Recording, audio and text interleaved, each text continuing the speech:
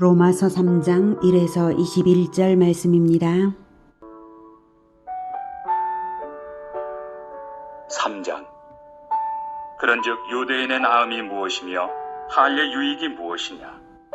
범사에 많으니 우선은 그들이 하나님의 말씀을 맡았음이니라. 어떤 자들이 믿지 아니하였으면 어찌하리요? 그 믿지 아니함이 하나님의 믿부심을 패하겠느냐? 그럴 수 없느니라. 사람은 다 거짓되되 오직 하나님은 참되시다 할지어다. 기록된 바 주께서 주의 말씀에 의롭다 함을 얻으시고 판단 받으실 때 이기려 하심이라 함과 같으니라. 그러나 우리 불의가 하나님의 의를 드러나게 하면 무슨 말 하리요? 내가 사람의 말하는 대로 말하노니 진노를 내리시는 하나님이 불의하시냐? 결코 그렇지 아니하니라. 만일 그러하면 하나님께서 어찌 세상을 심판하시리요? 그러나 나의 거짓말로 하나님의 참되심이 더 풍성하여 그의 영광이 되었다면 어찌 내가 죄인처럼 심판을 받으리요? 또는 그러면 선을 이루기 위하여 악을 행하자 하지 않겠느냐? 어떤 이들이 이렇게 비방하여 우리가 이런 말을 한다고 하니 그들은 정죄 받는 것이 마땅하니라. 그러면 어떠하냐? 우리는 나으냐? 결코 아니라. 유대인이나 헬라인이나 다 죄 아래 있다고 우리가 이미 선언하였느니라. 기록된 바 의인은 없나니 하나도 없으며 깨닫는 자도 없고 하나님을 찾는 자도 없고 다 치우쳐 함께 무익하게 되고 선을 행하는 자는 없나니 하나도 없도다. 그들의 목구멍은 열린 무덤이요 그 혀로는 속임을 일삼으며 그 입술에는 독사의 독이 있고 그 입에는 저주와 악독이 가득하고 그 발은 피 흘리는데 빠른지라. 파멸과 고생이 그 길에 있어 평강의 길을 알지 못하였고 그들의 눈앞에 하나님을 두려워함이 없느니라 함과 같으니라. 우리가 알거니와 무릇 율법이 말하는 바는 율법 아래에 있는 자들에게 말하는 것이니 이는 모든 입을 막고 온 세상으로 하나님의 심판 아래 있게 하려 함이라. 그러므로 율법의 행위로 그의 앞에 의롭다 하심을 얻을 육체가 없나니 율법으로는 죄를 깨달음이니라. 이제는 율법 외에 하나님의 한 의가 나타났으니 율법과 선지자들에게 증거를 받은 것이라. 사랑하는 형제 여러분, 9월 24일 금요일 저녁 묵상에 오신 것을 환영합니다. 로마서는 구원의 능력이 되는 복음을 가르치는 책입니다. 그런데 먼저는 복음을 들어야 할 필요성, 즉 인간이 구원을 받아야 할 필요성을 먼저 알아야 해서 인간이 전적으로 타락하여서 구원에 있어서는 전적으로 무능한 존재임을 1, 2, 3장에서 말하고 있습니다.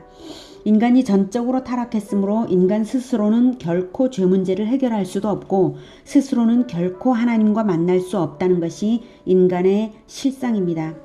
그러므로 구원자 하나님이 은혜를 베푸셔서 구원의 길을 제시해 주시는 것만이 소망이 되는 것입니다. 하나님께서 은혜로 구원의 길을 주시지 않는다면 인간은 전혀 아무런 소망이 없는 것입니다. 전적 타락은 전적 무능을 주고 전적 무능은 전적 의존으로서 은혜를 얻어야만 구원을 받을 수 있다는 당위성을 깨닫게 합니다. 바로 그 깨달음을 위해서 1, 2, 3장이 있는 거죠. 은혜로 주어진 구원의 길, 그것이 바로 복음입니다. 1장은 자연인인 모든 이방인들의 죄를, 2장에서는 율법을 받은 유대인들의 죄를 논증했는데요. 유대인들이 율법은 받아놓고서는 형식적 율법주의로 전락하였고 자기들이 행한 대로 율법에 따라 심판받는다고 엄하게 이제 바울은 꾸짖었습니다. 율법을 받은 자들도 율법을 가진 자들도 그들이 행한 대로 율법에 따라 심판받는다고 사도 바울은 꾸짖었습니다. 그래서 유대인들의 반론이 예상이 되는데요. 그것이 바로 1절입니다. 1절. 그런즉 유대인의 나음이 무엇이며 할례의 유익이 무엇이냐? 이렇게 유대인들이 이방인들과 동일하게 심판을 당한다면 선민으로서 유대인의 특권이 무엇이란 말이냐고 유대인들은 따질 것입니다. 할례를 받은 것이 구원의 보증이 아니라면 유대인의 특권이 뭐냐고 이렇게 따지는 것입니다. 교만하죠? 그에 대해서 바울의 대답이 2절입니다. 범사에 많으니, 네, 할례의 유익, 유대인의 유익이 범사에 많으니 우선은 그들이 하나님의 말씀을 맡았음이니라. 네. 유대인들의 특권은 범사에 많습니다. 하나님께서 유대인들과 언약을 맺었기 때문에 하나님께서 구약시대 내내 얼마나 많은 사랑과 축복을 쏟아 부으셨는지는 구약성경에 누누이 나와 있습니다. 그래서 범사에 많은데요. 그런데 그렇게 많은 축복과 특권들은 모두 하나님의 말씀, 즉 구약성경에 하나님의 명령을 맡은 자들이기에 말씀을 맡은 자들이기에 복과 특권을 주시는 것입니다.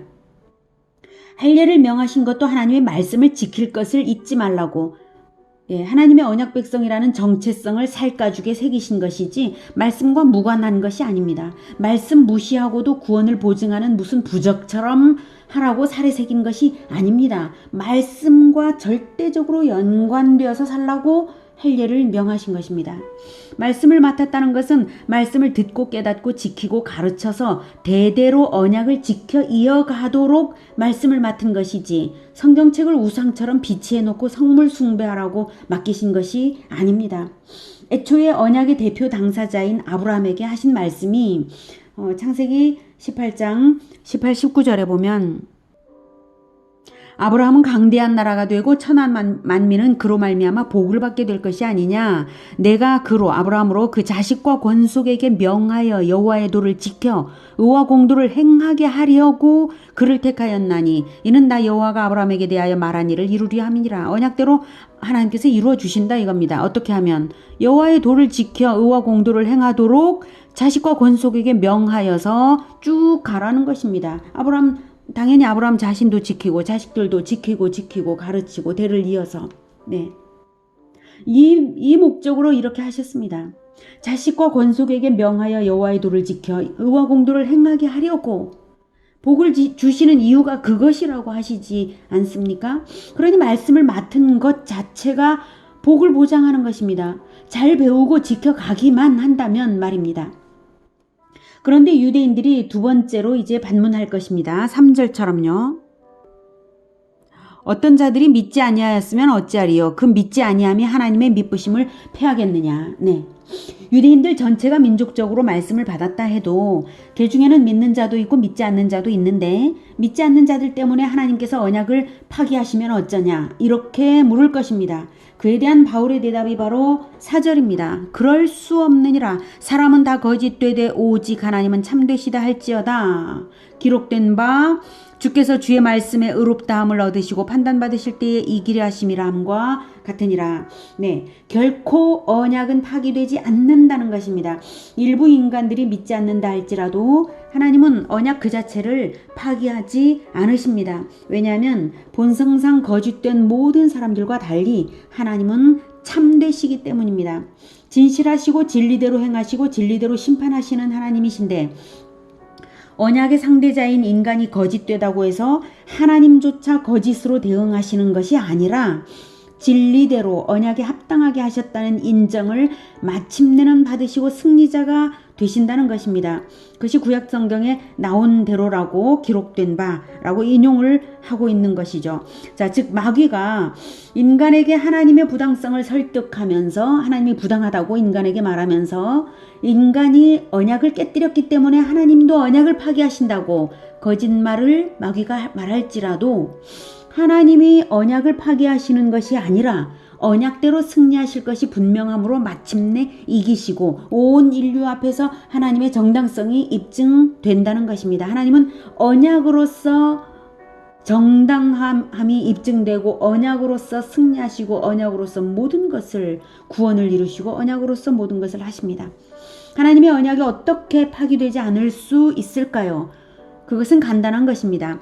각각의 개인들의 내면과 모든 행실을 다 아시는 하나님이시므로 각 사람에 대하여 언약대로 심판하시고 언약대로 구원하심으로써 언약은 엄연히 성취되는 것입니다. 심판도 언약의 성취이고 구원도 언약의 성취입니다. 유대인들에게 민족적 차원에서 축복을 주었다고 해서 민족적 차원에서 뭉뚱그려서 획일적인 구원을 주실 이유는 없으시죠. 하나님의 언약이 그런 것이 아닙니다. 유대인들이 오해를 한 것입니다. 그러니 믿지 않는 자들은 언약을 배신한 결과로서 심판을 당하는 것이고 믿는 자들은 언약을 믿고 지킴으로써 구원을 얻는 것입니다. 그러니 하나님의 언약은 전혀 손상 없이 영원히 지켜지는 것입니다. 자, 그런데도 유대인들은 또는 죄인들은 다시 반론할 것입니다. 자기들이 좀 불의했다 해도 하나님을 위하는 불의를 한 것이라는 뜻으로 5절 상반절과 같이 반론을 할 것입니다. 그러나 우리 불의가 하나님의 의를 드러나게 하면 무슨 말 하리요? 네. 자기들의 불의로서 하나님의 의를 더 드러내는 효과가 있다면 자기들의 불의를 하나님께서 심판할 수 없는 것 아니냐, 이런 말을 하는 것이죠. 그에 대해서 바울의 대답은 내가 사람의 말하는 대로 말하노니 진노를 내리시는 하나님이 불의하시냐? 결코 그렇지 아니하니라. 만일 그러하면 하나님께서 어찌 세상을 심판하시리요? 네. 인간들의 일반적인 인식조차도 그렇다, 이걸 말하는 것이죠. 불의에 대하여 진노하시는 그 진노가 너희들에게는 하나님의 불의인 것 같으냐, 이 말이죠. 죄인들이 자기 중심적으로 불의에 대해 심판하실 하나님이 부당하다고 말하는 것이 부당한 것이다, 이겁니다. 하나님은 불의에 대하여 단호하게 진노하십니다. 그럼에도 불구하고 죄인들이 끈질기게 이제 7, 8절과 같이 트집을 잡으며 모함까지 했습니다. 7, 8절. 그러나 나의 거짓말로 하나님의 참되심이 더 풍성하여 그의 영광, 하나님의 영광이 나의 거짓말로 인해서 하나님의 영광이 되었다면 어찌 내가 죄인처럼 심판을 받으리요? 또는 그러면 선을 이루기 위하여 악을 행하자 하지 않겠느냐? 어떤 이들이 이렇게 비방하여 우리가 이런 말을 한다고 하니 그들은 정죄받는 것이 마땅하니라.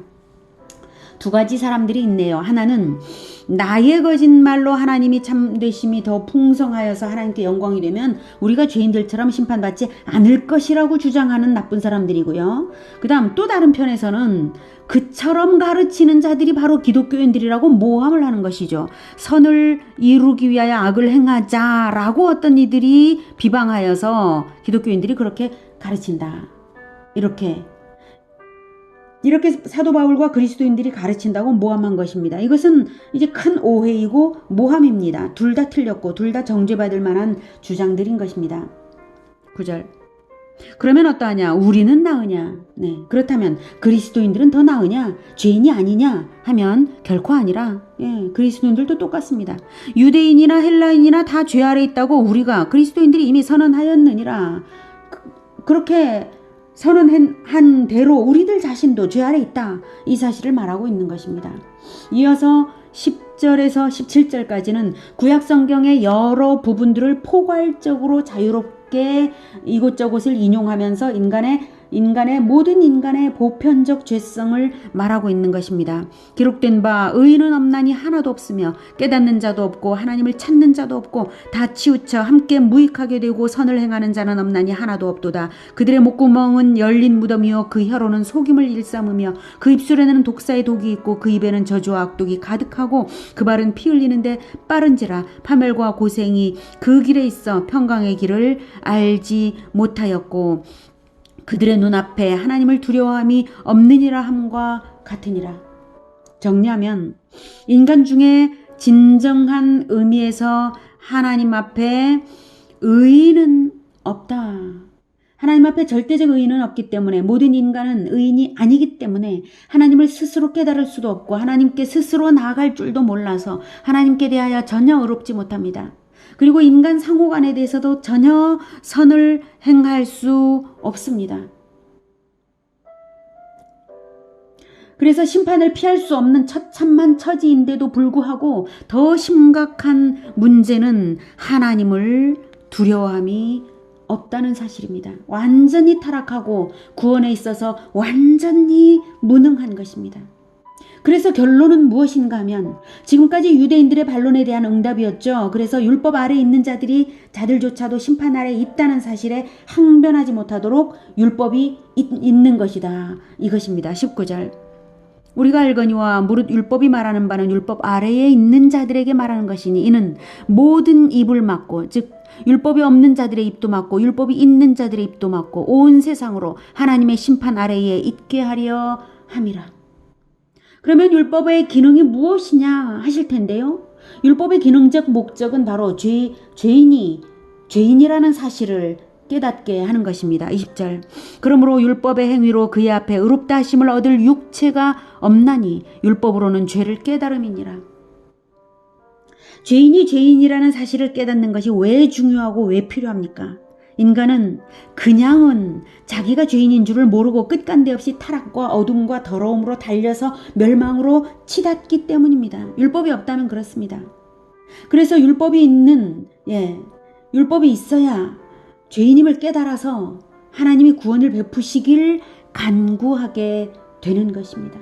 그런데요, 하나님께서 율법 안에 구원의 진리도 증명되도록 율법을 주셨다는 사실이 놀라운 은혜입니다. 율법 안에 구원 진리를 입증하는 요소가 들어 있는 것입니다. 21절. 이제는 율법 외에 하나님의 한 의가 나타났으니 율법과 선지자들에게 증거를 받은 것이라.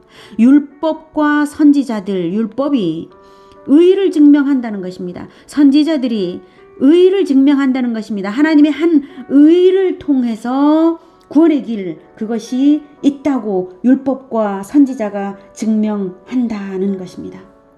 즉 율법은 구원으로 이끄는 관문 역할을 하는 것입니다. 이 부분의 자세한 것은 내일 다시 묵상해 보도록 하겠습니다.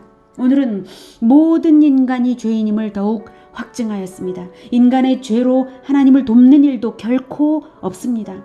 그러므로 우리가 바랄 것은 오직 하나님의 은혜로 얻을 수 있는 구원의 복음을 배우고 믿는 그것입니다. 그것이 의로움을 얻을 수 있는 길입니다. 그것이 언약을 배우고 언약을 지키는 그것입니다. 하나님께서 언약을 주셨다는 것은 믿으라고 주신 것이죠. 율법의 행위가 완전치 못하다 할지라도 언약을 믿음으로써 의로움을 인정받는 길이 있다는 그 사실은 생각할수록 은혜가 아닐 수 없습니다. 하나님의 언약을 주시고 언약을 이루시는 하나님의 신실하심, 그것을 생각할수록 평안 가운데 죄를 이길 수 있음을 믿습니다. 신실하신 하나님께서 우리를 완전한 구원으로 인도하실 것을 믿고 찬양합니다. 기도하겠습니다. 하나님, 우리는 율법에 결코 완전히 합당하지 못함을 알고 있습니다. 그러므로 하나님께서 주신 구원의 언약, 그것을 믿습니다. 그리고 그 구원의 언약에 대한 믿음을 결코 버리지 않고 잃지 않고 믿음에 이르기까지 나아갑니다. 하나님께서 완전한 의를 성취하심을 믿기에 그 의로움을 얻기 위하여 의롭다 칭해 주시는 그 의로움을 얻기 위하여 믿음에 끝까지 언약을 믿으며 나아가겠습니다. 신실하신 하나님, 모든 것을 성취하시는 하나님을, 언약에 완전히 언약을 성취하시는 하나님을 찬양합니다. 예수 그리스도 이름으로 기도드립니다. 아멘. 이어지는 시간은 개인 기도 시간입니다.